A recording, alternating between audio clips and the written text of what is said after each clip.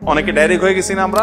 Direct হওয়া বুঝেন, মনে করেন মোবাইলটা হাতে আছে, স্ক্রল করতেছেন করতেছেন করতেছেন যাচ্ছেন, মনে হয় যে কিছু হারায় গেছে। ঘন্টাকে ঘন্টা ঘন্টায় ঘন্টা আপনি স্ক্রল করতে নিচের দিকে যাচ্ছেন, কি হাতে দিয়েছেন নিজেও জানেন না। এটা বলে ডাইরেক্ট হয়ে যাওয়া।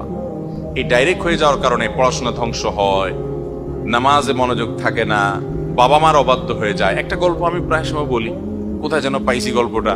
একটা যুবক সারাদিন শুধু বাসায় গেলে মোবাইল টিপে, সারাদিন মোবাইল টিপে, মায়ের দিকে বাবার দিকে একটু মহব্বতের সাথে তাকায়ও না। একবার সে বাসায় মোবাইল টিপছে টিপছে, খুব সিরিয়াস, বন্ধুদের সাথে চ্যাটিং ফেটিং করতেছে। সে অনেক সামাজিক মানুষ, কারণ বন্ধু বান্ধবদের রিপ্লাই টিপ্লাই দেয়, কিন্তু মায়ের দিকে তাকানোর টাইম নেই।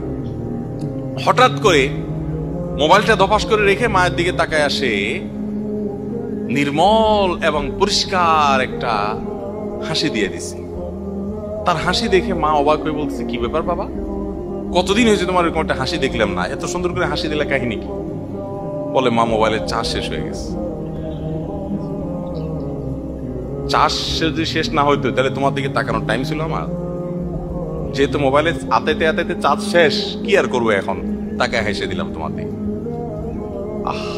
এ হলো আমাদের যুবক ভাইদের চরিত্র। ভাইরা আমার, এই মোবাইল, আমি একটা কথা বলি, এর ভার বহন করা দুনিয়াতে অনেক সহজ হলেও আখেরাতে এর দায়ভার বহন করা অনেক কঠিন হতে পারে।